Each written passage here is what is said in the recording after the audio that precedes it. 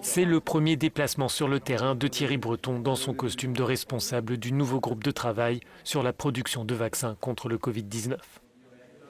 Le commissaire européen en charge du marché intérieur s'est rendu sur le site belge d'un des principaux fournisseurs du géant pharmaceutique AstraZeneca. Le Français veut écouter tous les acteurs, mais rappelle l'ampleur de la tâche pour l'Union européenne. Jamais dans l'histoire européenne, et je crois même pouvoir le dire dans l'histoire de l'humanité, on a démarré aussi rapidement une production industrielle pour les vaccins. Donc il est parfaitement, je dirais, anormal qu'il puisse y avoir ici ou là des problèmes quand on démarre une production de cette nature, parce qu'évidemment la qualité prime surtout, donc qui peuvent ralentir la production.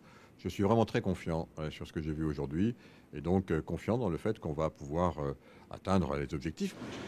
Le même jour, AstraZeneca annonçait le lancement d'une collaboration avec l'entreprise allemande IDT Biologica. L'objectif est d'évaluer les options pour accélérer au deuxième trimestre la production de vaccins et permettre ainsi à l'Union européenne de progresser dans sa campagne de vaccination. Mais le commissaire veut déjà se projeter plus loin.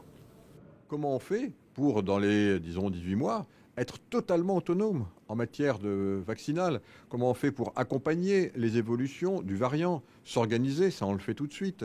Comment on fait pour commencer à réfléchir, à tester si les vaccins sont bien efficaces aussi avec les nouveaux variants? Pour Thierry Breton, l'Union peut atteindre ses objectifs, mais à la condition que le monde scientifique, que les acteurs publics et que les entreprises travaillent main dans la main.